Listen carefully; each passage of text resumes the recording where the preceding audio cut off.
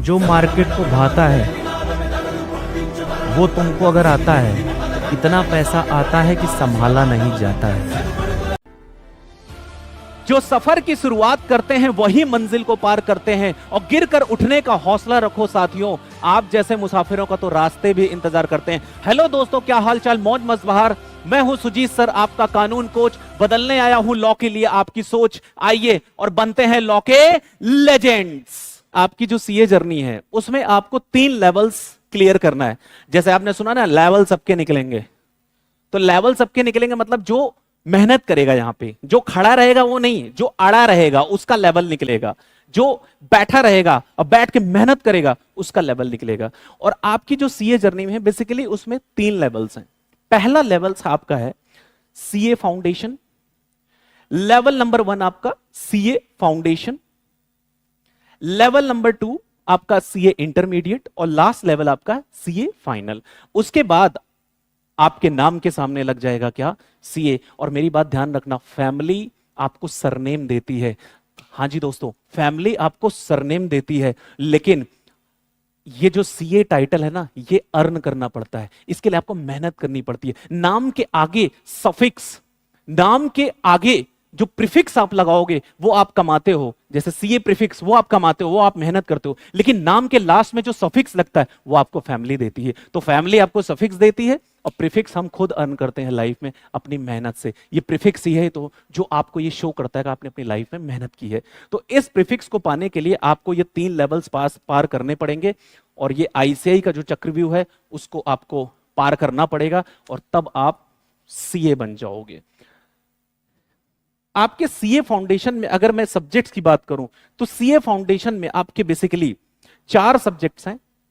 Basically सबसे पहला accounts, दूसरा सब्जेक्ट है आपका लॉ, तीसरा सब्जेक्ट है आपका quantitative aptitude, and the subject number 4 is basically business economics. Business economics.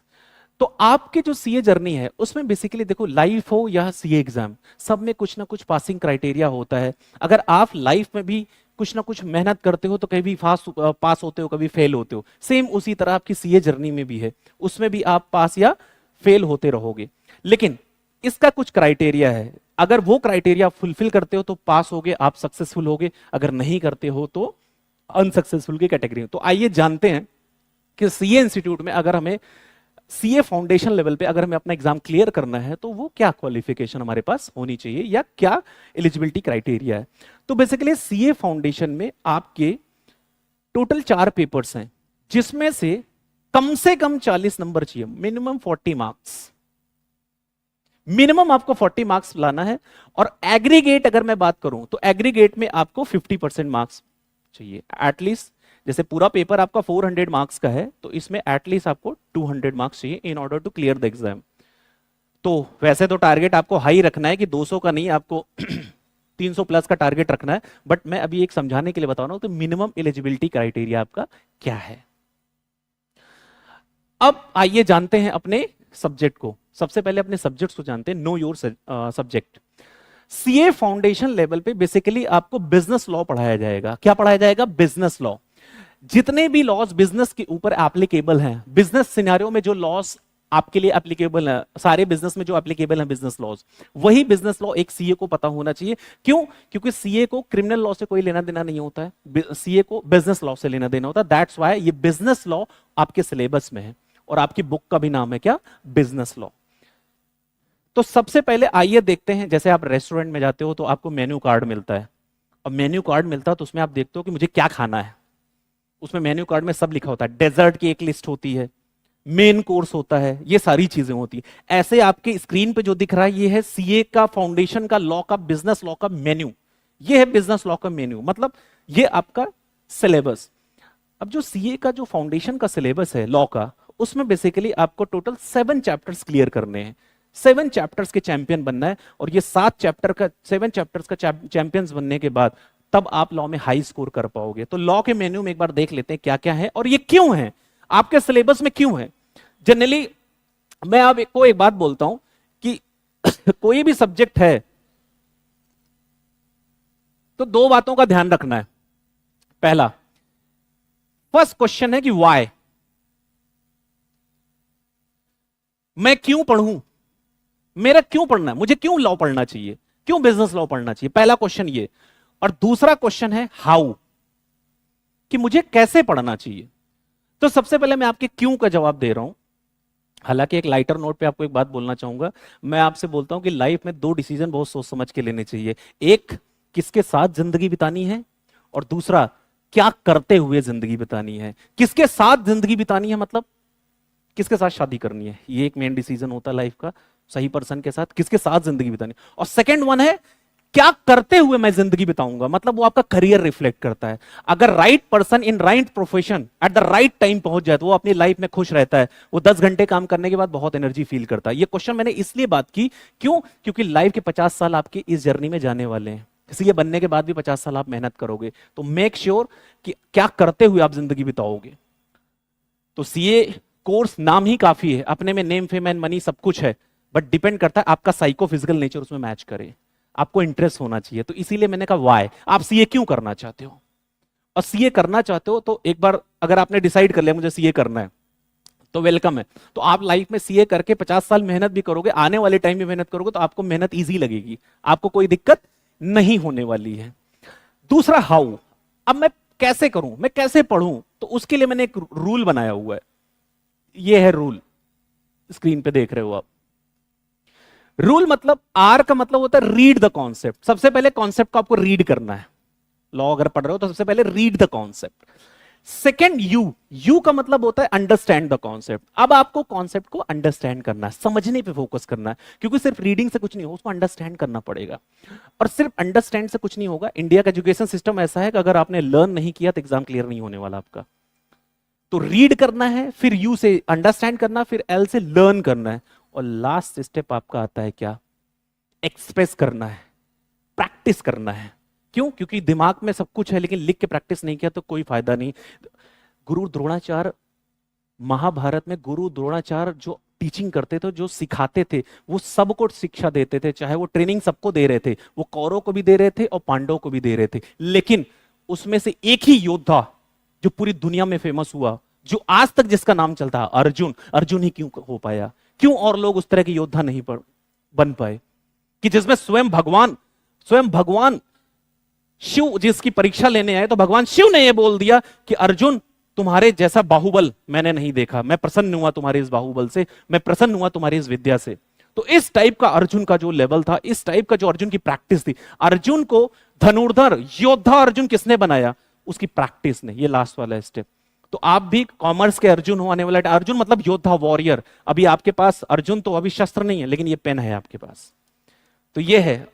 तो आपको प्रैक्टिस करना है, इसलिए लास्ट वाला क्या है, E for express, it's E for express yourself, E for express yourself, मतलब प्रैक्टिस जिसको आप बोलते हो। तो मैंने दोनों का आंसर दिया, क्यों करना है और दूसरा कैसे करना है। अब लॉ के मेन्यू में अगर मैं देखूं तो इंस्टीट्यूट ने सबसे पहले लॉ के मेन्यू में आपको बेसिकली पहला चैप्टर बोला Indian regulatory framework. Total 7 chapters पढ़ने, जिसमें सबसे पहला चैप्टर इंडियन रेगुलेटरी फ्रेमवर्क। ये क्या है, इसमें आप सीखेंगे कि लॉ है क्या, लॉ किसे कहते हैं, व्हाट इज लॉ, लॉ के सोर्सेस क्या हैं, और तीसरा लॉ का प्रोसेस क्या है, लॉ बनता कैसे, ये सारी बात इसमें जानोगे। हमारे देश में कितने टाइप्स के लॉज हैं, कितने टाइप्स के लॉज हैं, हमारे देश में कितने टाइप्स की जुडिशरी सिस्टम है, ये सारी बातें, होम मिनिस्ट्री क्या है, सेबी क्या है, आरबीआई क्या है, ये सारी इंफॉर्मेशन आप इस चैप्टर में जानोगे। अब आते हैं चैप्टर नंबर 2। अब आपने लॉ को जान लिया, लॉ बनता कैसे ये सब जान लिया। अब आते हैं चैप्टर नंबर 2। चैप्टर नंबर 2 आपके सिलेबस में इसलिए रखा गया है, कल को आप सीए बनोगे, आपके बहुत सारे क्लाइंट्स होंगे, तो बिजनेसमैन भी क्लाइंट्स होंगे, होलसेलर, रिटेलर, बहुत सारे क्लाइंट्स हैं, तो बहुत सारे डिसीजंस ऐसे होते हैं जिसमें हमें कॉन्ट्रैक्ट करना पड़ता है। तो कॉन्ट्रैक्ट जब करेगा तो वो आपसे एडवाइस लेगा कि सर मैं कॉन्ट्रैक्ट करना चाह रहा हूं, मुझे लीगल एडवाइस करो। लेकिन आप लीगल एडवाइस तब कर पाओगे जब आपने क्या पढ़ रखा हो फाउंडेशन में, इंडियन कॉन्ट्रैक्ट एक्ट 1872, इसलिए आपके सिलेबस में रखा गया है। नेक्स्ट चैप्टर है आपका सेल ऑफ गुड्स है। आज आप मार्केट में कुछ भी खरीदते हो तो अनजाने या जाने में एक एक्ट लगता है, sales of goods act, sale of goods act 1930। तो जो भी चीजें आप सेल करते हो उस पर sales of goods act, sale purchase पे ये लगता है आपको। तो ये लॉ आपको पता होना चाहिए ताकि आप अपने क्लाइंट्स को एडवाइस कर पाओ। कल को कोई सेलर आपसे एडवाइस मांगता है तो क्या बोलोगे, मुझे नहीं आता सर। ये तो वही बात होगी, doctor is saying that I don't know how to do the surgery. Next chapter है, कल को आप इंडियन पार्टनरशिप एक्ट आपको इसलिए पढ़ाया जा रहा है, कल को कोई क्लाइंट आता है वो बोलता है सर मेरी पार्टनरशिप फॉर्म बना दो, मुझे पार्टनरशिप में बिजनेस करना है, तो उसके लिए आपको एक एक्ट आना चाहिए। कौन सा एक्ट आना चाहिए? Partnership act. तब उसको लीगल एडवाइस कर पाओगे और फिर बदले में वो आपको क्या देगा? पैसे देगा। उसके बाद आता है एलएलपी एक्ट। एक क्लाइंट आया आपके पास, वो कह रहा है ना तो मुझे पार्टनरशिप फॉर्म बनानी है, ना तो कंपनी बनानी है, मुझे और कोई सजेशन ऑप्ट करो, सजेशन मुझे दो सर। तो आप बोलोगे तो इसका करो, तुम लिमिटेड लायबिलिटी पार्टनरशिप बना के अपना बिजनेस करो, एलएलपी बना के बिजनेस। इसमें दोनों के फीचर्स होते हैं, पार्टनरशिप के फीचर्स होते हैं और कंपनीज के भी फीचर्स होते हैं। आज इंडिया में जितनी भी कंपनीज हैं, जितने आपके नाम आ रहे हैं, इंडियन जितनी कंपनीज हैं, वो सारी कंपनीज के ऊपर एक एक्ट लगता है जिसको बोलते हैं कंपनीज एक्ट 2013। आपके पास कोई क्लाइंट आया, वो कह रहा है सर मेरी कंपनी बनानी है, क्या बोलोगे? मैं कंपनीज एक्ट नहीं जानता। कल को एक कंपनी में, जो भी कंपनी बनती है उसमें ऑडिटर सीए होता है, तो क्या सीए साहब ये बोल सकते हैं कि सर मुझे कंपनीज एक्ट नहीं आता? तो वह यहां पढ़ना पड़ेगा आपको, तब आप पैसा कमा पाओगे। क्लियर? अगर जीवन में आपको पैसा चाहिए तो उसके लिए कुछ देना भी पड़ेगा। गिव एंड टेक का रिलेशन है इस यूनिवर्स में। आप नॉलेज दोगे, नॉलेज के बदले वो आपको क्या देगा? पैसा देगा। नेगोशिएबल इंस्ट्रूमेंट एक्ट 1881, अगर इसको मैं बात करूं तो बिजनेस में जो पेमेंट्स को रेगुलेट करने के लिए जो एक्ट बनाया गया वो नेगोशिएबल इंस्ट्रूमेंट एक्ट बनाया गया है। कल को आपका कोई क्लाइंट है, मान लो उसने कोई चेक इशू किया, चेक इशू किया, तो चेक इशू करने के बाद चेक बाउंस भी हो जाता है। अगर आपके अकाउंट में बैलेंस कम है तो बाउंस होने के बाद लीगल कॉन्सिक्वेंस क्या होने वाला है लॉ में, आप अपने क्लाइंट को एडवाइस करेंगे, लेकिन कब कर पाओगे? जब ये एक्ट पढ़ के जाओगे। अब आपको आई थिंक ये पता चल गया होगा कि लॉ के सिलेबस में आपको ये क्यों रखा गया, तो क्यों का आंसर आप सब लोगों को मिल गया होगा। I hope you are getting my point. क्या मिल गया आपको आंसर? हाँ बोलो, हाँ मिल गया। क्या? क्यों पढ़ना है लॉ? पता चल गया आपको लॉ क्यों पढ़ना है? क्यों पढ़ना है? क्योंकि लोगों की हेल्प करना है, लोगों की सर्विस करना, सेवा देना है लोगों को। हम सर्विस सेक्टर से बिलोंग करते हैं। अगर आप सेवा दोगे तो पैसे आपको मिलेंगे, अदरवाइज पैसे नहीं मिलेंगे। ये यूनिवर्स का लॉ है। तो बेसिकली इसलिए आपके सिलेबस में चैप्टर रखा गया है। आई होप कि आपको क्यों का आंसर मिल गया, और हाउ कैसे पढ़ना ये भी मैंने आपको बता दिया। अब मैं आपको लेके चलता हूं पेपर का पैटर्न। बेसिकली जो सीए फाउंडेशन का जो लॉ का पेपर होता है उसमें टोटल 6 क्वेश्चंस होते हैं। कितने क्वेश्चंस होते हैं? 6 क्वेश्चंस होते हैं, और एक सेट 20 मार्क्स का होता है। इस 20 मार्क्स में हर क्वेश्चन में पार्ट्स होते हैं, जैसे 1 का ए, 1 का बी, 1 का सी, ये मिला के पूरा 20 नंबर का एक होता है। ऐसे टोटल 6 क्वेश्चंस होते हैं, तो टोटल 120 मार्क्स का पूरा पेपर होता है। लेकिन इसमें से हमें पेपर में करना कितना होता है? सिर्फ 5 क्वेश्चंस। तो मल्टीप्लाई 5 क्वेश्चन मल्टीप्लाई 20 मार्क्स, तो कितने मार्क्स का हो गया? 100 मार्क्स। अब पेपर में आपको मैक्सिमम पता कितने नंबर मिल सकते हैं? 100 नंबर मिल सकते हैं। 100 से ज्यादा आप नहीं ला सकते। 100 आउट ऑफ 100। हालांकि अभी तक ऐसा हिस्ट्री में हुआ नहीं है, लेकिन एक बात सुन लो, अगर हिस्ट्री में कोई चीज हुआ नहीं है तो हो सकता है हिस्ट्री तुम्हारा वेट कर रही हो कि अब हो जाएगा जब तुम आओगे। रिकॉर्ड बनते हैं क्या? टूटने के लिए, है कि नहीं? तो रिकॉर्ड बनते हैं क्या? टूटने। कल को क्या पता कि आज आप मेरी वीडियो दे रहे हो सकता है कि कल का आपका ही 100 में 100 लॉ में आ जाए और इंडिया का रिकॉर्ड तोड़ दो। भाई सचिन तेंदुलकर ने अगर सेंचुरी मारी फर्स्ट टाइम, तो क्या किसी और ने दोबारा नहीं मारा? और सबने मारा। रिकॉर्ड बनते हैं किस लिए? टूटने के लिए, है कि नहीं? अब इसी जर्नी में मैं आपको और आगे ले चलता हूं, और आइए और अब हम चलते हैं अपने इंडियन रेगुलेटरी फ्रेमवर्क को जानने और अपने लॉ को जानने कि लॉ है क्या, लॉ के सोर्सेस क्या है, कहां से लॉ बनता है, लॉ का प्रोसेस क्या है। ये सारी बातें हम इसमें जानेंगे। हमारे देश में जुडिशरी सिस्टम क्या है, सेबी क्या है, आरबीआई क्या है, ये सारी बातें अब इसमें हम करने वाले हैं। ये बेसिकली लॉ का बेसिक चैप्टर है जो कि आपको आना चाहिए। पेपर में अगर मैं बात करूं तो पेपर में इसकी वेटेज है 6 मार्क्स की। 6 मार्क्स का क्वेश्चन इस पेपर में आपके आएगा। इससे आता है 6 मार्क्स का क्वेश्चन आपके पेपर में। अब इस चैप्टर में हम क्या पढ़ने वाला है? देखो, चैप्टर का ट्रेलर आपकी स्क्रीन पे है। चैप्टर का ट्रेलर आपकी स्क्रीन पे है, और इस ट्रेलर में मतलब चैप्टर के जो कंटेंट है, इस चैप्टर में आप क्या पढ़ने वाले हैं? इंडियन रेगुलेटरी फ्रेमवर्क, जो कि आपका चैप्टर नंबर 1 है। इसमें क्या बातें हम पढ़ने वाले हैं? इस चैप्टर के ट्रेलर में क्या क्या चीजें हैं? सबसे पहले हम जानेंगे कि लॉ क्या है। दूसरा हम जानेंगे लॉ के सोर्सेज क्या है। तीसरा हम जानेंगे लॉ बनता कैसे है। और उसके बाद हम जानेंगे कितने टाइप्स के लॉ हैं आपकी कंट्री में। और जानेंगे क्या मेजर रेगुलेटरी बॉडीज, हमारे देश का इंडियन जुडिशरी सिस्टम क्या है, ये सारी बातें इस चैप्टर में हमें पता चलने वाली है। तो एक बार मैं स्क्रीन से हटा रहा हूं और फटाफट रिकॉल करो क्या बातें हम पढ़ने वाले हैं इस चैप्टर में। सबसे पहले लॉ क्या है, दूसरा पढ़ेंगे उसी में ही प्रोसेस क्या है और उसके सोर्सेस, ये तीन चीजें। सेकंड पे हम पढ़ेंगे, गेस करो क्या पढ़ेंगे, कंटेंट में था। सेकंड पढ़ेंगे क्या, टाइप्स ऑफ लॉ, और थर्ड में मेजर रेगुलेटरी बॉडीज, और लास्ट में इंडियन जुडिशरी सिस्टम। ये चार ही बातें पढ़नी और 6 आउट ऑफ 6 आपके पेपर में आ जाएंगे आपके। तो एक बार देखते हैं। सबसे पहले हम जानते हैं लॉ क्या है।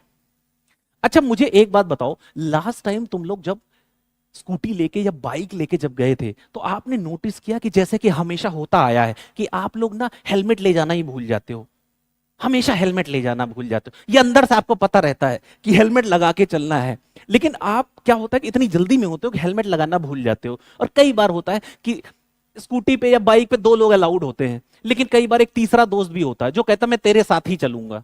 तो अब उसको क्या होता है कि हम इंसानियत के नाते छोड़ नहीं सकते, तो कहते तू भी चल ले।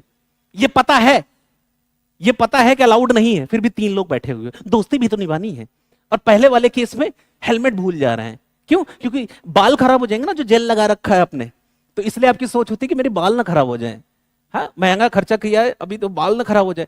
फिर आपने देखा होगा आपको कहीं पर ना वो लाल बत्ती हरी बत्ती दिखती है, देखा ना रेड लाइट पे, आप कहते हो बहुत जल्दी में, मेरे पास टाइम नहीं, रेड लाइट 30 सेकंड रुकने का, मेरे करोड़ों का लॉस हो जाएगा। तो आप क्या करते हो, अपनी बाइक लेके जाते रहते हो, अचानक से जैसे रेड लाइट क्रॉस करो, अचानक से झाड़ियों में से एक पर्सन निकल के आता है और सफेद ड्रेस में होता है। वो झाड़ियों से निकलता है ना एक बंदा अचानक से, आप कहते हो ये कौन आ गया, सफेद ड्रेस में आता है और फिर वो आपसे हालचाल पूछता है, बेटा कैसे हो, क्रॉस क्यों किया, हेलमेट कहां है, और 3 लोग बाइक पे क्यों बैठे हुए हो। और फिर आपसे पूछता है, वो थोड़ी देर बाद आपकी क्लिक करता है वो फोटो, गाड़ी का नंबर, और पता नहीं क्या वो ऐसे ऐसे टिक टिक करता है नंबर ऐसे, और थोड़ी देर बाद आपके घर पे एक प्रेम पत्र आता है। प्रेम पत्र मतलब जो पापा के हाथ लगता है, जिसको प्यार से बोलते हैं चालान। और उसमें आप ना रेड लाइट क्रॉस करते हो, बाकायदे फोटो तो एचडी में नहीं होती इतनी, बट होने लगेगी कुछ दिन में, बट उसमें साफ पहचान में आता है कि शहजादे गए हुए हैं, शहजादे चला रहे हैं, और आपको चालान भरना पड़ता। आप ये जानते हो ये क्यों हुआ आपके साथ, क्यों हुआ ऐसा आपके साथ, सोचो एक बार क्यों हुआ। आपके अंदर आ रहा होगा ना, साडा है कहते रख, ऐसा गलत क्यों हुआ। इसलिए हुआ क्योंकि आपने लॉ का वायलेशन किया हुआ है। किसका वायलेशन किया हुआ है, लॉ का वायलेशन किया हुआ है। आपने लॉ फॉलो नहीं किया, मोटर व्हीकल एक्ट का फॉलो नहीं किया, मोटर व्हीकल एक्ट का कंप्लायंस नहीं किया, इस वजह से आपका चालान हुआ था। अब मेरा 2 मिनट के लिए क्वेश्चन है, सब लोग सोचो, क्या सोसाइटी में लॉ होना चाहिए नहीं होना चाहिए, क्या सोसाइटी में लॉ होना चाहिए नहीं होना चाहिए, क्यों होना चाहिए। 2 मिनट अपने मन में सब लोग सोचें, सोसाइटी में लॉ क्यों होना चाहिए। Imagine a society without law. Society में बिना लॉ के सोसाइटी क्या चल सकती है, नॉट पॉसिबल। अभी मोटर व्हीकल एक्ट ना होता तो क्या आपको लगता कोई रेड लाइट पे रुकता। मैं तो कई गाड़ियों को उड़ता हुआ देख रहा हूं। जो एक्सीडेंट के केसेस वो बढ़ जाते कि नहीं बढ़ जाते, सोसाइटी में न्यूसेंस क्रिएट हो जाता है कि नहीं हो जाता है। इसलिए लॉ एंड ऑर्डर जरूरी है, लॉ होना चाहिए कंट्री में, तभी आप चैन से सांस ले पा रहे हो। यस और नो। तो आइए जानते हैं कि लॉ कहते किसे हैं। अब ये तो आपने जान लिया कि वैसे फील करते हैं हम कई बार, लेकिन ये नहीं जाना भी लॉ है क्या एक्चुअल में। तो as a CA foundation student हमें लॉ की डेफिनेशन जाननी जरूरी है। एक बार आइए और मैं आपको लेके चलता हूं लॉ किसे कहते हैं। चलिए देखते हैं। सबसे पहले कह रहा है law is a set of obligations and duties. Law क्या है, law set of obligation and duties, जो कौन लगाता है, इंपोज कौन करता है, लगाता कौन है, हमारी गवर्नमेंट। कौन लगाता है, law is a set of obligations and duties impose by the, लगाता कौन है, गवर्नमेंट। क्यों लगाती है गवर्नमेंट ये लॉ, 2 चीजें सिक्योर करने के लिए। पहला, एक तो सोसाइटी का वेलफेयर हो सके, और दूसरा सोसाइटी को क्या मिल सके, जस्टिस, न्याय। आपको याद है कि मैंने एक वीडियो देखी थी, उसमें सनी देओल क्या कह रहा था, तारीख पर तारीख, तारीख पर तारीख, तारीख पर तारीख, तारीख पर तारीख मिलती रही है, लेकिन इंसाफ नहीं मिला मिलोड, इंसाफ नहीं मिला, मिली है तो सिर्फ ये तारीख। तो मुझे याद आया कि ये सनी देओल जस्टिस मांग रहा है, इसका मतलब लोगों को न्याय चाहिए। अब मैं कुछ प्रैक्टिकल एग्जांपल आपसे पूछ रहा हूं, आप बताना उसमें न्याय। कल जो निर्भया केस हुआ था, आपको याद है निर्भया केस? निर्भया केस याद है? स्क्रीन पे देखो, याद आ जाएगा।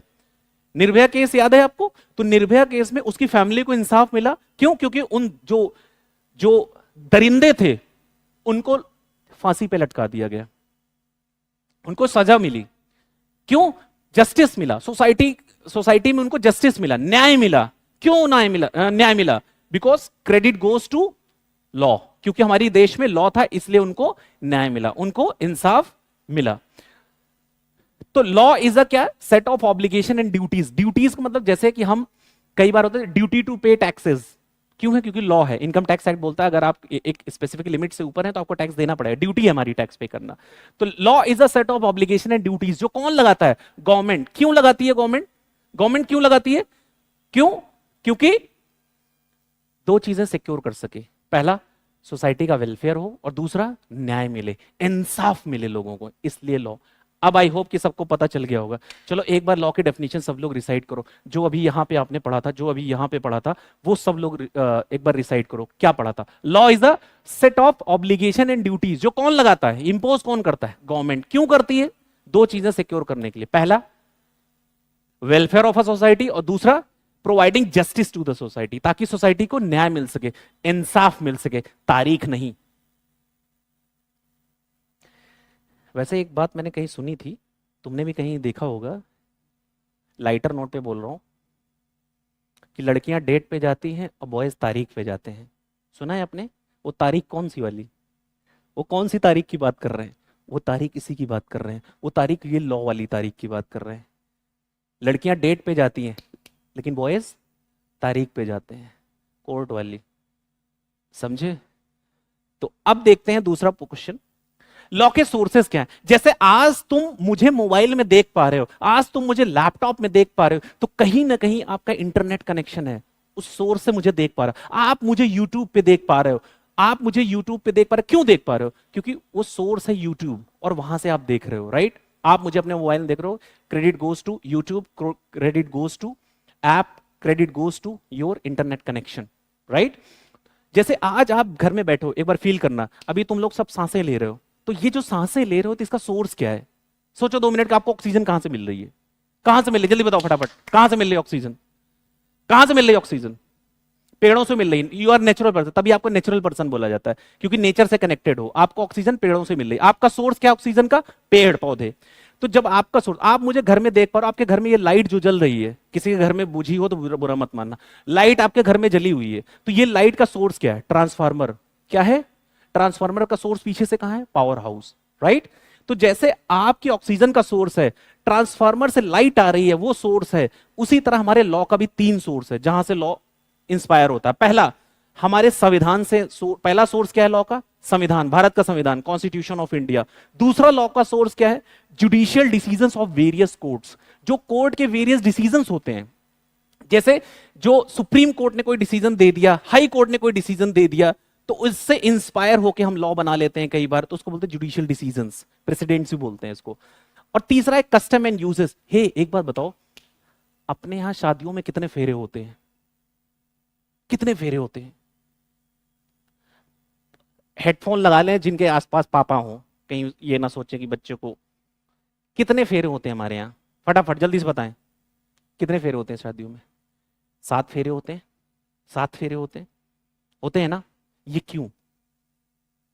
क्योंकि ये ट्रेडिशन है हमारा। क्या है? ट्रेडिशन है। जैसे हर कल्चर में अलग अलग ट्रेडिशन होता है, तो ऐसे ही ट्रेडिशन है, ये हमारा एक कल्चर है, एक कस्टम, एक रीति रिवाज है। अग्नि के फेरे लेना रीति रिवाज है हमारा। आपने देखा होगा पहले राजा महाराजाओं के, जो राजा के बाद गद्दी पे कौन बैठता था? राजा की सिंहासन पे कौन बैठता था? उसके बाद उसका पुत्र। यही होता था। पिता की संपत्ति पहले किसके नाम पे जाती थी? बेटे के नाम पे। उसी से इंस्पायर होकर गवर्नमेंट ने एक लॉ बना दिया था, इनहेरिटेंस एक्ट। कौन सा एक्ट? Inheritance act. वो अलग बात है कि आज की डेट में दोनों को इक्वल माना जाता है, चाहे बेटा हो चाहे बेटी हो। ऐसा मैं नहीं कह रहा हूं, मुझे मत खाओ, मुझे मत गुस्से में देखो, ये लॉ ने बोला है, ये सुप्रीम कोर्ट का ऑर्डर है कि अब बेटे और बेटी में कोई भेदभाव नहीं, दोनों के नाम पे प्रॉपर्टी ट्रांसफर होगी, राइट? तो लॉ बेसिकली 3 जगह से इंस्पायर होता है। पहला, पहला सोर्स लॉ बनाने का हमारा संविधान, भारत का संविधान, कॉन्स्टिट्यूशन ऑफ इंडिया। दूसरा जुडिशियल डिसीजंस, और तीसरा हमारे रीत और रिवाज, कस्टम एंड यूसेस, ये हमारे रीति रिवाज। अब आता है लॉ बनता कैसे, लॉ बनेगा कैसे। देखो जब लॉ प्रपोज किया जाए, जैसे अगर गवर्नमेंट को कोई लॉ बनाना है तो एक कमेटी बनाएगी, इंपावर्ड कमेटी। अब उस कमेटी को बोलेगी एक रॉ फॉर्म, एक ड्राफ्ट फॉर्म तैयार करके दो, ठीक। अब कमेटी अपना एक ड्राफ्ट फॉर्म अपना तैयार करके आपको दे देगी। अब लेट से कमेटी ने अपनी रिपोर्ट आपको दे दी, राइट, अपनी रिपोर्ट आपको दे दी कमेटी ने। अब ये रिपोर्ट को लेके गवर्नमेंट क्या करेगी, इस रिपोर्ट को जो रॉ फॉर्म है इसको गवर्नमेंट इंट्रोड्यूस करेगी एज अ बिल। क्या, एज अ बिल, दिल नहीं बिल कह रहा हूं, हाँ, एज अ बिल। कहां, both the houses of parliament में। Both the houses of parliament का मतलब सबसे पहले इस बिल को पेश किया जाएगा, इस बिल को पेश किया जाएगा लोकसभा में। कहां जाएगा बिल, आपने वो क्लिप्स देखी है जिसमें कहते हैं कि जान दे देंगे इस देश के लिए, जान दे देंगे इसके लिए, देखा होगा आपने। तो ये बिल सबसे पहले कहां पास होगा, लोकसभा में। इंट्रोड्यूस किया लोकसभा में, जान दे दिया उस पर, डिस्कशन एंड डिबेट के बाद ये पास हो गया। अब ये बिल जाएगा कहां, राज्यसभा में। कहां पहुंचा ये बिल, राज्यसभा में। बिल लोकसभा में पास हो गया, अब गया ये राज्यसभा में, और बिल राज्यसभा में भी पास हो गया। अब ये बिल जाएगा ऑनरेबल प्रेसिडेंट ऑफ इंडिया के पास। किसके पास जाएगा, और जैसे president of India bill pay अपने सिग्नेचर करती हैं तो ये बिल से क्या बन जाता है, एक्ट बन जाता है। क्या बन जाता है, एक्ट। नाम सुना है, partnership act, companies act, LLP act. तो एक्ट आ रहा है ना सब में, तो बिल से फिर वो क्या बन गया, एक्ट। और जैसे आपको याद होगा स्कूल लेवल पे आपको कोई इंफॉर्मेशन दी जाती थी स्कूल में, तो नोटिस बोर्ड पे कुछ लगाया जाता था, याद है, वो इंफॉर्मेशन अफिक्स कर दी जाती थी किस पे, नोटिस बोर्ड। क्यों, क्यों की जाती थी वो, क्यों की जाती, जल्दी बताओ फटाफट, क्यों की जाती थी, ताकि पूरे स्कूल में जितने लोग हैं सबको वो इंफॉर्मेशन कम्युनिकेट हो जाए, राइट। इसीलिए नोटिस बोर्ड पे वो अफिक्स की जाती थी। ऐसे जब गवर्नमेंट ऑफ इंडिया का ये जो लॉ पास हुआ, मान लो ये एक्ट बन गया, बिल से एक्ट बन गया, अब पूरे इंडिया में एप्लीकेबल करना है इसको, तो कैसे करेगी गवर्नमेंट, अपने ऑफिशियल गजेट में। ऑफिशियल गजेट, गवर्नमेंट को अगर कोई न्यूज सर्कुलेट करनी है पब्लिक को, तो उसका न्यूज़पेपर है एक प्रकार से समझो।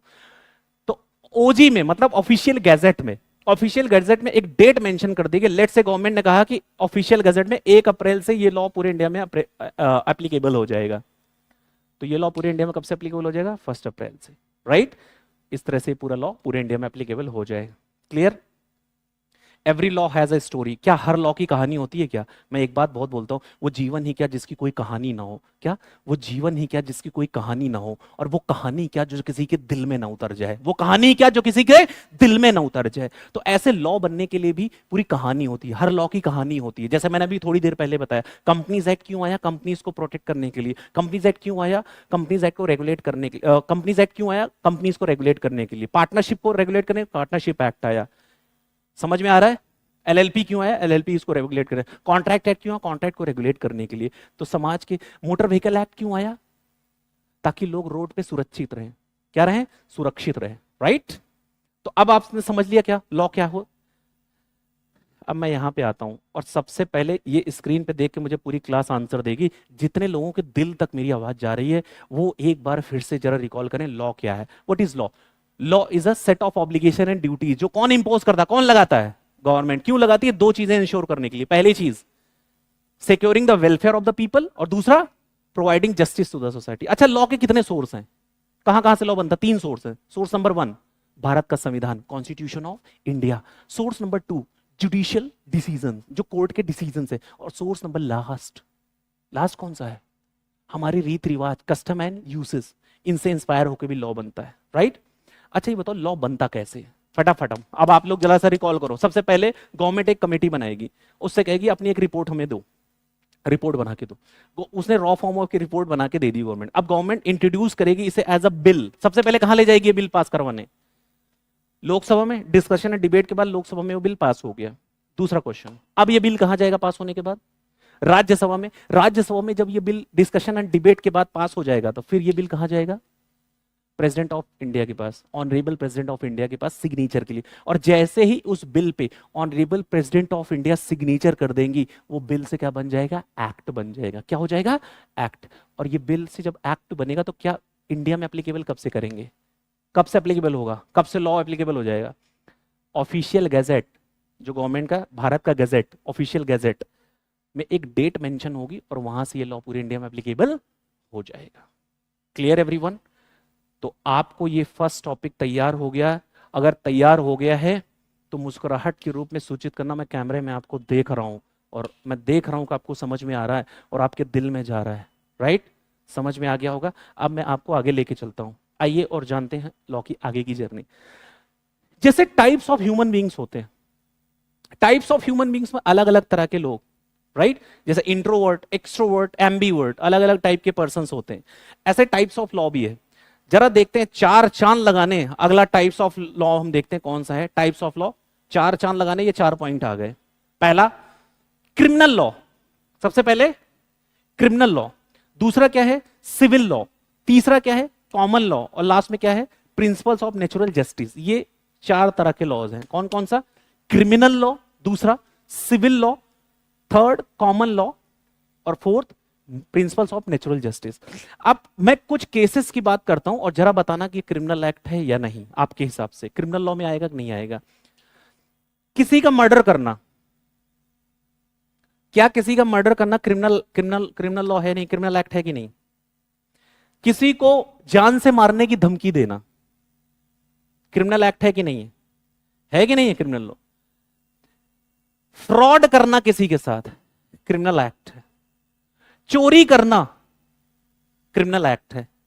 किडनैपिंग करना क्रिमिनल एक्ट है। अब एक दो फेमस केस का नाम बता दो जो तुम्हारी निगाहों के सामने चल रहा होगा क्रिमिनल एक्ट है। जल्दी बताओ कौन सा तुम सुन रहे हो, जो तुमने अभी देखा, बज़वर्ड न्यूज में थी। बताओ जल्दी से। अभी वो जो नीला ड्रम वाला एग्जांपल, वो क्रिमिनल एक्ट है कि नहीं? सोनम वाला केस, क्या ये क्रिमिनल एक्ट है कि नहीं? मेरा क्वेश्चन, क्योंकि मैं प्रैक्टिकली बात कर रहा हूं, मैं लॉ को पढ़ाने नहीं आता, मैं लॉ को आपको फील कराने आ रहा हूं। इसलिए अभी फील करो तुम लोग। बॉयज के अंदर दहशत है, मैं समझ सकता हूं, ये दोनों नाम लेते तुम लोग दहशत में चले गए हो। नीला ड्रम और उधर वाला एग्जाम्पल, वो अलग बात है, बट कोई बात नहीं। बट ये रियलिटी है, मुझे थोड़ा कनेक्ट करना पड़ेगा। अगर आज तुम्हें लॉरेंस बिश्नोई अगर धमकी दे रहा है फोन करके, तो मेरा क्वेश्चन है, क्या ये क्रिमिनल एक्ट में आएगा कि नहीं आएगा? आएगा कि नहीं आएगा? बिल्कुल आएगा, ये क्रिमिनल एक्ट में आएगा। क्लियर है? सिविल लॉ, सेकंड आता है सिविल लॉ। सिविल लॉ क्या है? जितने भी डिवोर्स के केसेस हैं वो क्रिमिनल एक्ट नहीं है, सिविल एक्ट है। क्या है? सिविल लॉ में आता है। कॉन्ट्रैक्ट तोड़ दिया, ब्रीच कर दिया, तो कॉम्पनसेशन क्लेम करूंगा मैं, सिविल लॉ है। क्या है वो? Civil law. समझ में आ रहा है? Third common law. Common law का बेसिकली मतलब होता है कोर्ट के जुडिशियल डिसीजंस। कोर्ट के डिसीजंस क्या है? कोर्ट के डिसीजंस, जुडिशियल प्रेसिडेंट जिसको बोलते हैं, वो हम भी बात करेंगे। और लास्ट में natural justice, principles of natural. ये 4 टाइप्स के आपके लॉ है। तो सबसे पहले मैं आता हूं क्रिमिनल लॉ। कौन सा? Criminal law. क्रिमिनल लॉ की अगर मैं बात करूं तो क्रिमिनल लॉ किससे रिलेटेड है? Criminal law is concern with, जैसे यहां पे देख पा रहे हो, criminal law is concern with, किससे रिलेटेड है? Pertaining to violation of rule of law, public wrongs. किसको बोलते हैं? पब्लिक रॉन्ग्स को बोलते हैं। And punishment for the same, कि जो पब्लिक रॉन्ग्स है, जो सोसाइटी में होने नहीं चाहिए, जैसे मर्डर होना नहीं चाहिए, ये पूरे सोसाइटी के लिए हार्मफुल है, ये सोसाइटी की पीस में डिस्टर्बेंस क्रिएट कर देगा, शांति भंग करेगा, राइट? कि अगर भाई दिन दहाड़े मर्डर हो रहा है, तो ये क्या है? पब्लिक रॉन्ग्स है। तो criminal law is law with pertaining to violation of the rule of law and और public wrongs and punishment of the same. अब ये क्रिमिनल लॉ गवर्न किससे होता है? क्रिमिनल लॉ गवर्न होता है इंडियन पिनल कोड से, 1860, अभी तो बीएनएस हो गया है, और code of criminal procedure code. ये 2 चीजें, जैसे आपने सुना होगा कि आईपीसी की धारा 302 सेक्शन 302 में मर्डर का केस चलता है, राइट? 30 से अटेम्प्ट टू मर्डर सुना होगा, अभी तो बीएनएस हो गया। तो कह रहा है कि जो ये जो क्रिमिनल लॉ है, ये गवर्न होता है बेसिकली 2 चीजों से, आईपीसी अभी बीएनएस हो गया, और कोड ऑफ क्रिमिनल प्रोसीजर। ये क्या है? इंडियन पिनल कोड आईपीसी 1860 ये डिफाइन करता है कि क्राइम है क्या, उसका नेचर क्या है, और आपको पनिशमेंट कितनी मिलेगी। ये डिफाइन करता है इंडियन पिनल कोड कि क्राइम तुमने किया क्या, उसका नेचर क्या है, और आपको पनिशमेंट क्या मिलेगी। सेकंड है आपका क्रिमिनल प्रोसीजर कोड। क्या है? Criminal procedure code. ये क्या? इसमें एग्जॉस्टिव प्रोसीजर बताया जाता है कि मतलब उसको सजा कैसे होगी। फॉर एग्जाम्पल, आपने किसी का मर्डर किया, अगर, वैसे आप तो मर्डर कर रहे हो, आप तो सीए कर रहे हो, बड़े सीधे साधे लोग हो, मान लो किसी ने क्रिमिनल एक्ट किया, मान लो कोई पर्सन हो, उसने अगर मर्डर किया, तो सबसे पहले उसके नाम पे एफआईआर होगी, एफआईआर होगी, पुलिस इन्वेस्टिगेट करेगी, राइट, एफआईआर दर्ज होगी, इन्वेस्टिगेट करेगी, और उसको फिर प्रोड्यूस किया जाएगा कोर्ट में। कहां प्रोड्यूस किया जाएगा? कोर्ट में। कोर्ट दोनों पक्षों की बात सुनेगी, अब पुलिस जो एविडेंस देगी उसको भी पूरा देखेगी, उसके बाद फिर कोर्ट या तो वहीं से आपको सजा सुना देगी और या बरी कर देगी, दो सिचुएशन होंगे। ये प्रोसीजर है। तो ये प्रोसीजर्स कहां दिए हुए? क्रिमिनल प्रोसीजर कोड, जिसमें चार्जशीट वगैरह फाइल करती है पुलिस, वो सारे सीक्वेंस है। तो इंडियन पिनल कोड या बीएनएस आपको बताता है नेचर ऑफ क्राइम, डिफाइन करता है क्राइम क्या है, उसका नेचर क्या है और पनिशमेंट कितनी मिलेगी। और क्रिमिनल प्रोसीजर कोड आपको एग्जॉस्टिव प्रोसीजर बताता है कि कैसे आपको सजा होगी। जैसे एग्जांपल्स हैं ये सारे, किसमें? Murder, rape, theft and fraud, cheating, assault, मतलब आपके ऊपर हमला करना, ये सब किसमें आता है? क्रिमिनल एक्ट में। किसमें आता है? क्रिमिनल लॉ में। तो सोसाइटी को प्रोटेक्ट करने के लिए क्रिमिनल लॉ बनाया गया है ताकि बेटरमेंट ऑफ सोसाइटी हो सके। और हमारे तो शास्त्रों में एक बात लिखी गई है, आप लोगों ने भगवत गीता में भी लिखा हुआ आपने पढ़ा हुआ है, विनाशाय च दुष्कृताम। क्या? विनाशाय च दुष्कृताम। इसका क्या मतलब है? विनाशाय च दुष्कृताम मतलब जो दुष्ट हैं उनका विनाश करो, राइट? विनाशाय च दुष्कृताम, तो जो दुष्टों का संहार करने के लिए, दुष्टों का विनाश करने के लिए, दुष्टों को सजा दिलाने के लिए, ताकि वो सुधर सकें, इसीलिए क्रिमिनल लॉ बनाया गया है। ये क्रिमिनल लॉ का पर्पस। आई होप कि आपको समझ में आ गया होगा। उसके बाद मैं आपको आता हूं सिविल लॉ पे लेके। किस पे आता हूं? Civil law. ये जो आप कॉन्ट्रैक्ट एक्ट भी पढ़ोगे, ये सिविल लॉ का ही पार्ट है। ये एग्जांपल्स हैं आपके सिविल लॉ के, जैसे टॉर्ट। टॉर्ट मतलब सिविल रॉन्ग, किसी की रेपुटेशन डैमेज कर रहे हो, टॉर्ट है, सिविल रॉन्ग। कॉन्ट्रैक्ट ब्रीच कर रहे हो तो मैं कॉम्पनसेशन क्लेम करूंगा, सिविल लॉ। प्रॉपर्टी, अगर प्रॉपर्टी के मैटर्स जो डिस्प्यूट होता है, वो भी सिविल लॉ है, क्रिमिनल नहीं है। फैमिली सेटलमेंट वाला, जैसे डिवोर्स वगैरह का केस, जैसे फेमस केसेस अभी देखो ना कितने चल रहे हैं, धनश्री एन चहल, ऋतिक रोशन, सुजैन खान, ये सारे केसेस किसमें सेटल हुआ है? क्रिमिनल में, सिविल में? सिविल में, फैमिली कोर्ट में, राइट? तो बेसिकली ये सिविल लॉ में पार्ट है। क्लियर है? तो सिविल लॉ में और क्रिमिनल लॉ में मेन डिफरेंस क्या है? देखो, सिविल जो क्रिमिनल लॉ है वो पब्लिक रॉन्ग है। क्या है? Public wrong. ये रॉन्ग अगेंस्ट द पब्लिक है। पब्लिक रॉन्ग मतलब जो गलती है वो अगेंस्ट द सोसाइटी ठीक नहीं है, वो पब्लिक रॉन्ग है, क्रिमिनल लॉ। लेकिन जो सिविल लॉ है वो simple wrong against the person है। रॉन्ग अगेंस्ट द पर्सन है, रॉन्ग अगेंस्ट द सोसाइटी नहीं है, रॉन्ग अगेंस्ट द पर्सन है। ये पर्सन स्पेसिफिक है। तो अब इसमें कैसे होगा? तो जो डिस्प्यूट इंडिविजुअल, जो झगड़े होते हैं इंडिविजुअल्स के बीच में, व्यक्ति विशेष के बीच में, किसी ऑर्गेनाइजेशन के बीच में, वो झगड़े किसमें समाधान किए जाते हैं? किसमें सॉल्यूशन दिया जाता है? सिविल लॉ में। द सिविल कोर्ट, इसके लिए जैसे वहां क्रिमिनल कोर्ट है, यहां सिविल कोर्ट में, सिविल कोर्ट आपको जाना पड़ेगा। The civil court will enforce the violation of certain rights and obligation through institution of civil suit. उसके लिए आपको क्या फाइल करना पड़ेगा? उसके लिए आपको क्या फाइल करना पड़ेगा? सिविल सूट फाइल करना पड़ेगा। क्या फाइल करना पड़ेगा? Civil suit. तब आप अपने राइट्स को एनफोर्स कर सकते हो। जैसे आपकी प्रॉपर्टी अगर कोई कब्जा उस पर करता है तो you can file a civil suit in a civil court, right? अपने राइट्स को एनफोर्स करने के लिए। जो सिविल लॉ है वो प्राइमरली फोकस करता है डिस्प्यूट रेजोल्यूशन पे। डिस्प्यूट मतलब झगड़े के समाधान पे फोकस करता है, rather than punishment. Civil suit जो फाइल करता है, सिविल लॉ जो होता है, सिविल लॉ प्राइमरी फोकस करता है डिस्प्यूट रेजोल्यूशन पे, डिस्प्यूट का मतलब झगड़े का समाधान पे, डिस्प्यूट रेजोल्यूशन पे, रेदर देन पनिशमेंट। वो पनिशमेंट फोकस नहीं करता। सेम वैसे जैसे क्रिमिनल लॉ में था, यहां भी एक्ट और process administration of civil law जो ये गवर्न होता है वो किससे? कोड ऑफ सिविल प्रोसीजर 1908 से गवर्न होता है, CPC, code of civil procedure. जैसे वहां पढ़ा था आपने, ऐसे यहां भी।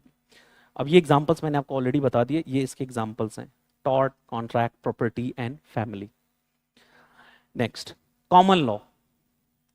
कॉमन लॉ बेसिकली ये क्या? कॉमन लॉ बेसिकली कुछ नहीं, सिंपल एक बात कि जो कोर्ट के जो डिसीजंस होते हैं, किसके डिसीजंस?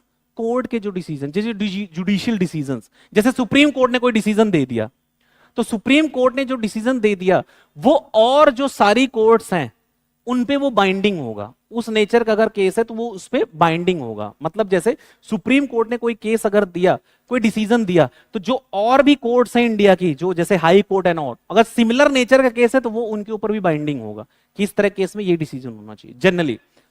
तो जुडिशियल प्रेसिडेंट मतलब केस लॉ, आपने नाम सुना होगा केस लॉ, समझ में आ रहा है, केस लॉ। तो जुडिशियल प्रेसिडेंट या केस लॉ एक कॉमन लॉ बोला जाता है। ये judgement delivered by the supreme court, जो भी जजमेंट अगर सुप्रीम कोर्ट दे रही है, judgement delivered by the supreme court will be binding upon the courts within the territory of India. कि जो जजमेंट अगर सुप्रीम कोर्ट ने दे दिया तो इंडिया में जितनी भी कोर्ट्स हैं उनके ऊपर वो बाइंडिंग होगी, उनके ऊपर वो एप्लीकेबल होगी, उनको भी वो फॉलो करना पड़ेगा। इसमें एक डॉक्ट्रिन, डॉक्ट्रिन मतलब प्रिंसिपल होता है। डॉक्ट्रिन ऑफ स्टेयर डिसाइसिस, इसका क्या मतलब है?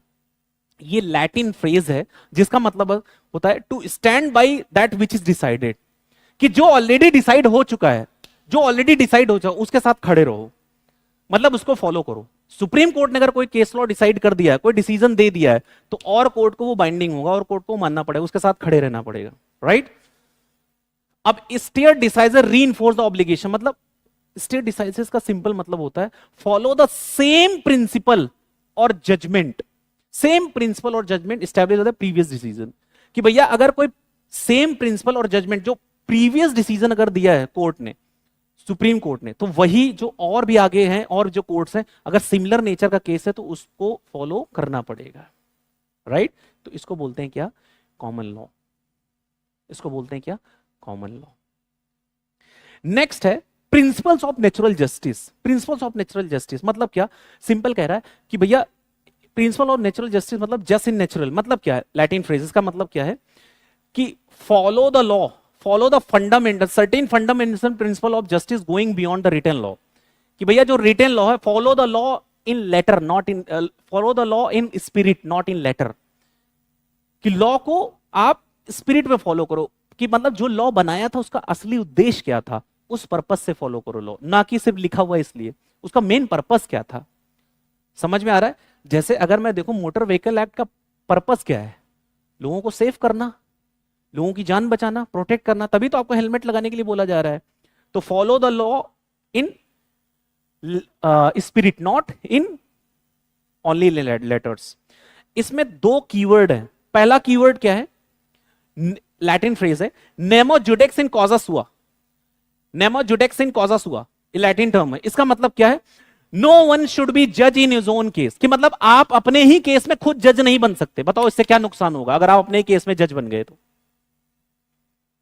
भैया फिर तो तुम कभी अब क्रिमिनल कहलाओगे नहीं। अपनी नजर में तो हर बंदा सही होता है कि नहीं? दुर्योधन ने भी कई जस्टिफिकेशन दे दिया कि मैं सही हूं। क्रिमिनल से भी जाओगे पूछने तो कहेगा मेरी कोई गलती नहीं है, मेरी तो मजबूरी थी इसलिए मैंने चोरी कर लिया, वरना तो मैं चोरी नहीं करता हूं। तो क्या पुलिस को छोड़ देना चाहिए? नहीं। तो भैया लॉ कह रहा है नेमो जुडेक्स इन कॉजा सुआ। ये लैटिन फ्रेज कह रही है कि कोई भी अपने केस में जज नहीं हो सकता।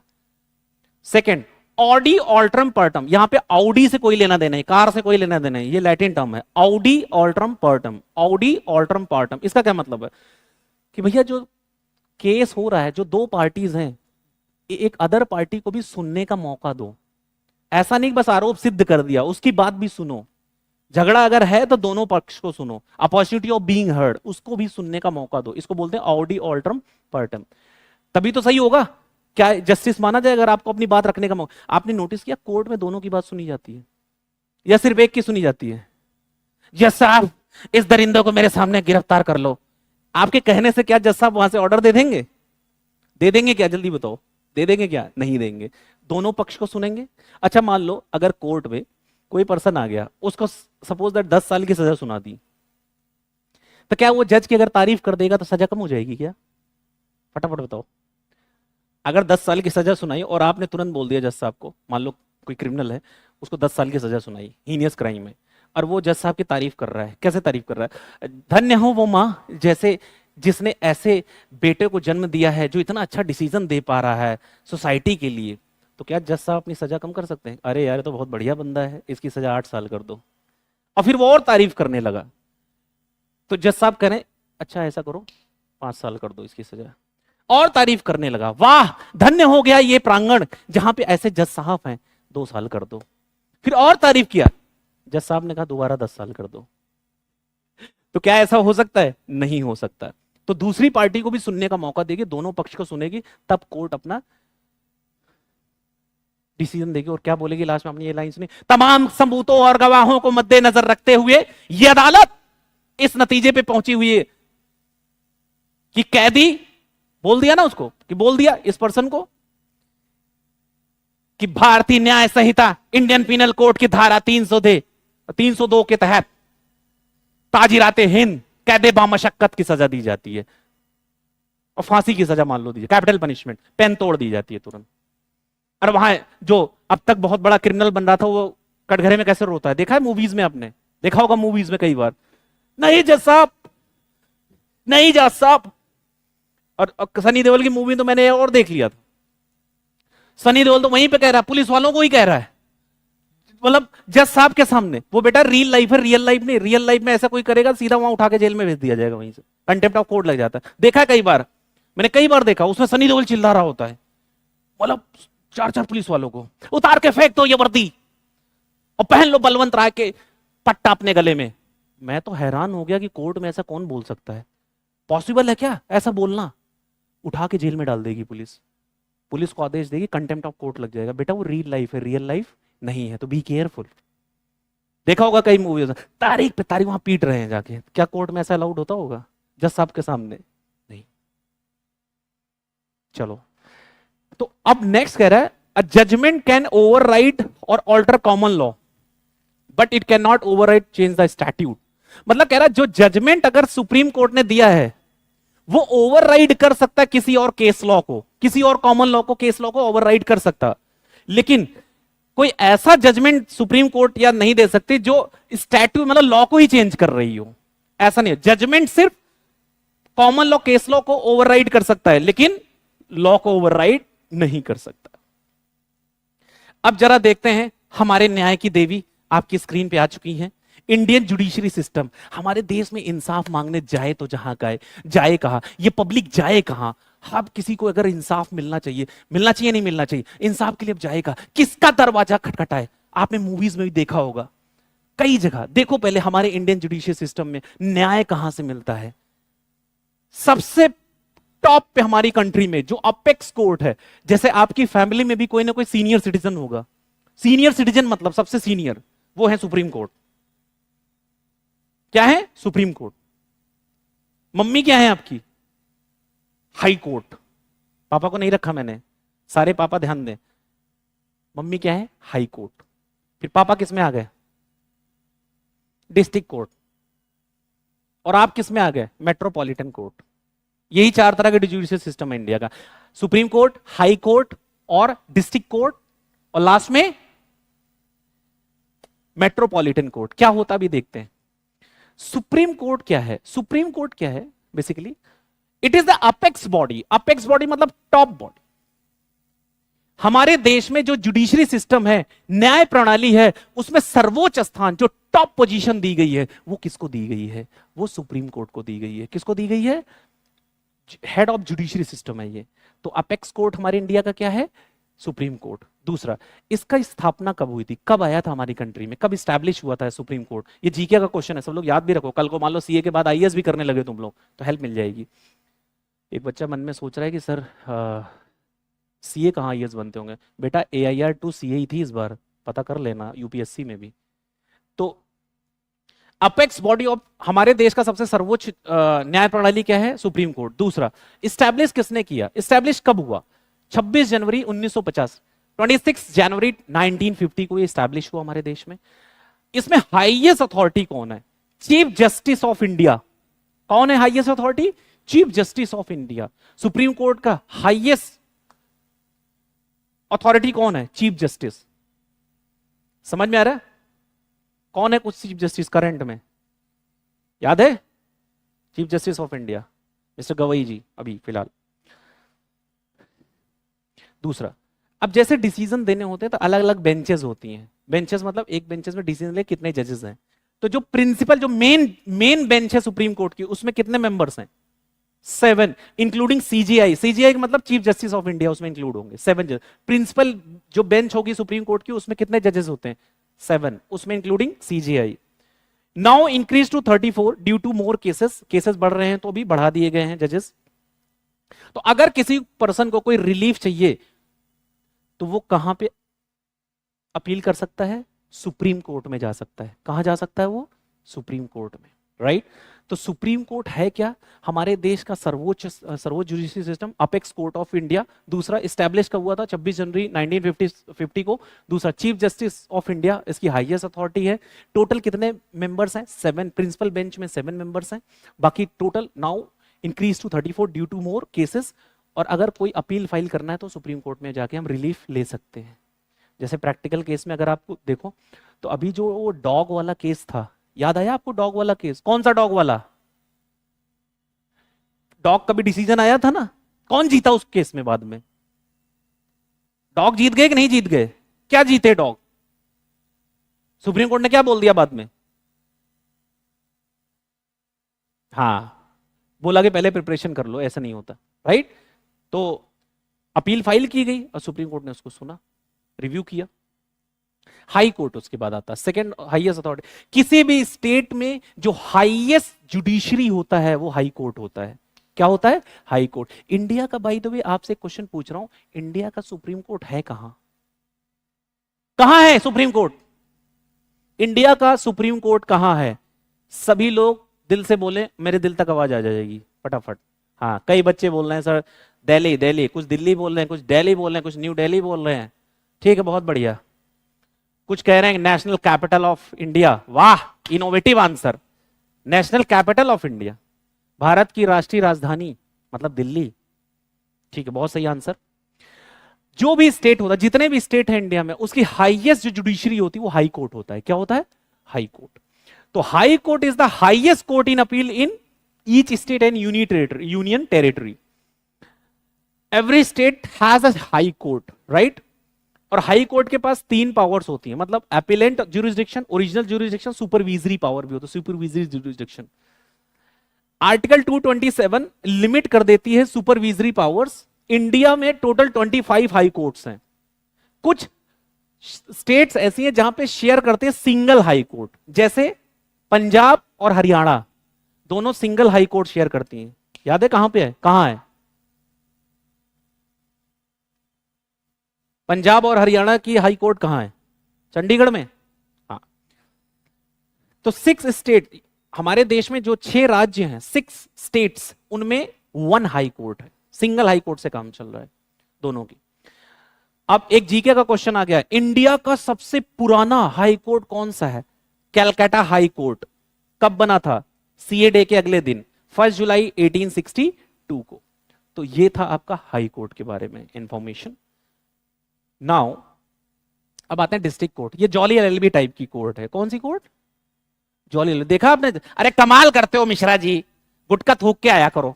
देखा होगा मूवी, लेकिन उस तरह नहीं होती, बट थोड़ा बहुत जो, जैसे सुप्रीम कोर्ट में ऐसा लीनियंट नहीं होता, बहुत स्ट्रिक्ट। हाई कोर्ट बहुत स्ट्रिक्ट। थोड़ा बहुत जो चल जाता है वो किस में चलता है? डिस्ट्रिक्ट कोर्ट में। थोड़ा बहुत चल जाता है, पूरा नहीं। बट वहां जैसे जॉली एलएलबी टाइप में जो दिखाया गया है, पूरा सेम तो नहीं है, बट इंस्पायर है वहां से। तो डिस्ट्रिक्ट कोर्ट क्या है? सबसे पहले हाई कोर्ट के नीचे कौन है? District court. हर डिस्ट्रिक्ट में एक कोर्ट होता है जिसको बोलते हैं क्या? District court, right? तो सिविल लॉ के जो मैटर्स हैं वो डिस्ट्रिक्ट जज कोर्ट का देखता है, और क्रिमिनल लॉ का मैटर जो डिस्ट्रिक्ट में होता है वो कौन देखता है? Session court. समझ में आ रहा है? हर डिस्ट्रिक्ट में कोर्ट होता है जिसको बोलते हैं डिस्ट्रिक्ट कोर्ट, हाई कोर्ट से नीचे, ईच डिस्ट्रिक्ट। और सिविल लॉ के जो मैटर, मैंने बता रखा है सिविल लॉ क्या है। सिविल लॉ के मैटर डिस्ट्रिक्ट जज कोर्ट देखता है। अगर क्रिमिनल मैटर है तो उसी डिस्ट्रिक्ट कोर्ट में कौन देखेगा? Session court. Pecuniary jurisdiction, pecuniary मतलब फाइनेंशियल, कि जो फाइनेंशियल ज्यूरिसडिक्शन है, सिविल जज can try a suit not more than 2 crore. जो सिविल जज है वो कितने तक के केस देख सकते हैं?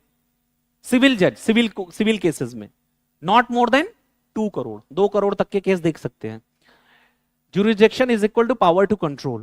Court get territorial jurisdiction based upon the area, कि भैया जो एरिया के हिसाब से वो डिस्ट्रिक्ट कोर्ट का एरिया लगेगा, वहीं डिस्ट्रिक्ट के हिसाब से कोर्ट होगी।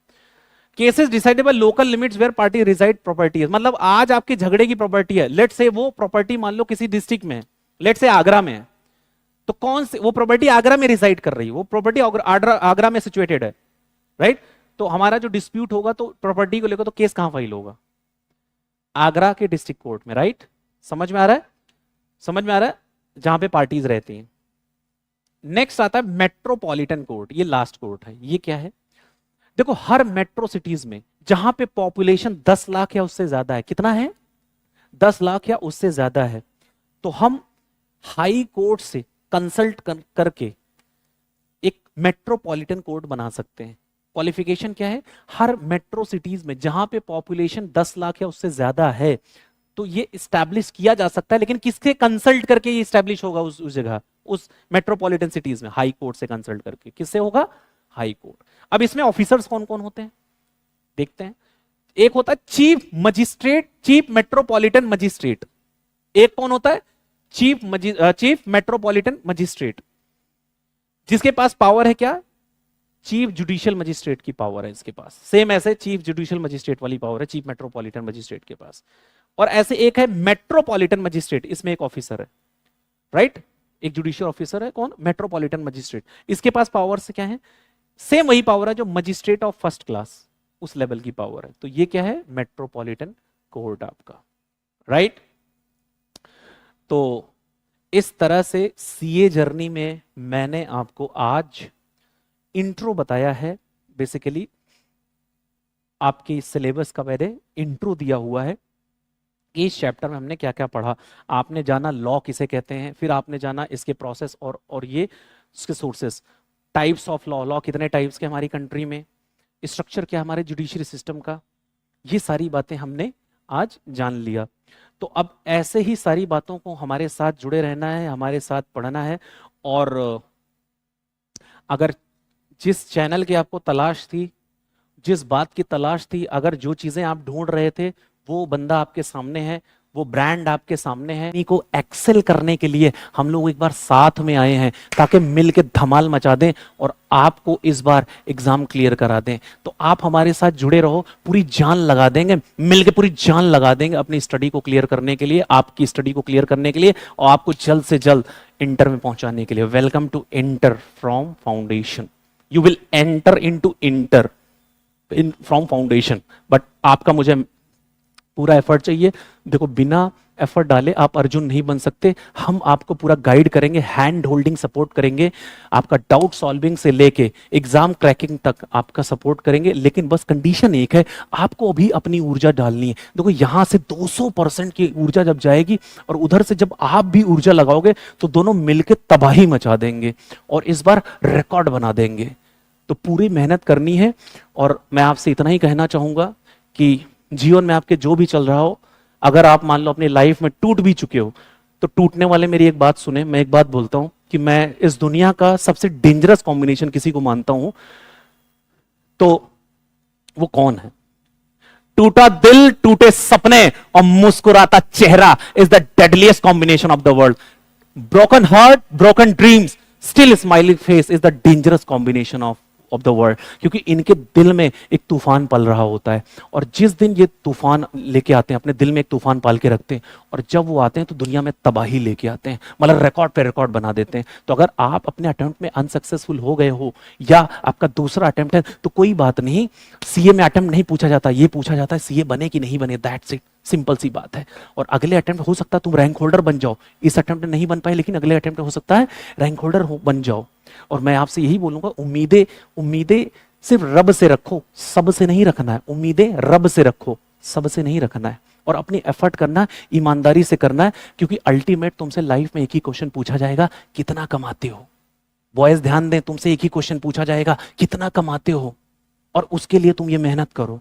और ये सीए में इतनी पावर है, इतना पैसा है कि आपको आपके ड्रीम में हेल्प करेगी। ठीक, तभी वो हनी सिंह की लाइन आप बोल पाओगे, कौन सी? घर है, पैसा है, गाड़ी, अब दो जोड़ों में लड़की भेजो, लड़की हुई हमारी। अंकल आप बोलते हैं ना, उसमें वो लाइन बोलता है हनी सिंह, एक महीने में जितना आपकी लड़की उड़ाती है उतना मेरी गाड़ी तेल खाती है। ये कब बोल पाओगे? ये कब बोल पाओगे? जब भैया सीए बनोगे, जब मेहनत करोगे। नहीं तो फिर करो, अब तक जो करते आए हो वही देखो। अब अगर वही करोगे जो अब तक करते हो तो वही मिलेगा जो आज तक मिला। अब तुम वो करो जो आज तक नहीं मिला, फिर वो मिलेगा जो आज तक नहीं मिला। क्योंकि तुम करते वो हो जो तुम चाहते हो, और होता वो है जो आईसीआई चाहता है। तुम वो करो जो आईसीआई चाहता है, फिर होगा वो जो तुम चाहते हो। क्लियर है? और जाते जाते मैं अपनी क्लोजिंग स्पीच देना चाहूंगा, क्लोजिंग लाइन। ये आपको दिल के छुए तो तालियां बजाना, मोबाइल का ध्यान रखना गिरने ना पाए। और ये दिल पे छुएगी लास्ट लाइन कि जर्रों में रह गुजर के चमक छोड़ जाऊंगा। क्या? कि जर्रों में रह गुजर के चमक छोड़ जाऊंगा, आवाज अपनी दूर तलक छोड़ जाऊंगा। कि जर्रों में रह गुजर के चमक छोड़ जाऊंगा, आवाज अपनी दूर तलक छोड़ जाऊंगा। और लास्ट लाइन पे दिल धड़के तो उसे तालियों में बदलना कि जर्रों में रह गुजर के चमक छोड़ जाऊंगा, आवाज अपनी दूर तलक छोड़ जाऊंगा। खामोशियों की मौत गवारा नहीं मुझे, खामोशियों की मौत गवारा नहीं मुझे। शीशा हूं मैं, टूट कर भी अपनी खनक छोड़ जाऊंगा। जय हिंद, जय Bharat, signing off. Ladies and gentlemen, you are not ready for this. Get ready. I'm a king, but I far from a saint. They call me a bad man, that's a fucking good thing. Mama said swing back when another man swings, so I made my mama proud and they make their heads ring. Father forgive me, I can't forgive them. You know my history, know what I did then. And what I do now, a whole lot worse. Heavy is the head, it's a blessing and a curse.